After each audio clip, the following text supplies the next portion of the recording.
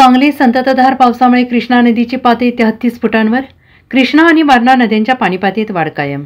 सांगलीच्या कृष्णा आणि वारणा नदी पाणलोट क्षेत्रात संततधार पाऊस कायम आहे आणि त्यामुळे कृष्णा आणि वारणा नद्यांच्या पाणीपातळीत झपाट्यानं वाढ होते आणि यामुळे वारणा नदीला सध्या पूरपरिस्थिती निर्माण झाली आहे. त्यामुळे या ठिकाणी असणारे 11 बंधारे, 3 पूल पाण्याखाली गेले आहेत.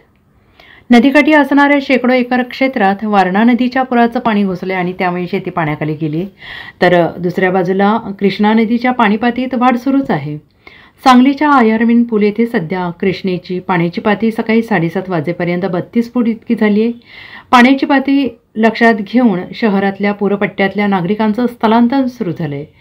अनेक कुटुंबांनी स्थलांतर केलेलं असून यापैकी 6 ते 7 कुटुंबांचं पालिकेकडून निवारा केंद्रामध्ये सोय करण्यात आली. तर वाढत्या पाण्याची पाणीपातळी लक्षात घेता वारणा आणि कृष्णा नदीकाठच्या गावांना सतर्कतेचा इशारा देण्यात आलेला आहे. Bureau report SBN Marathi, Sangli.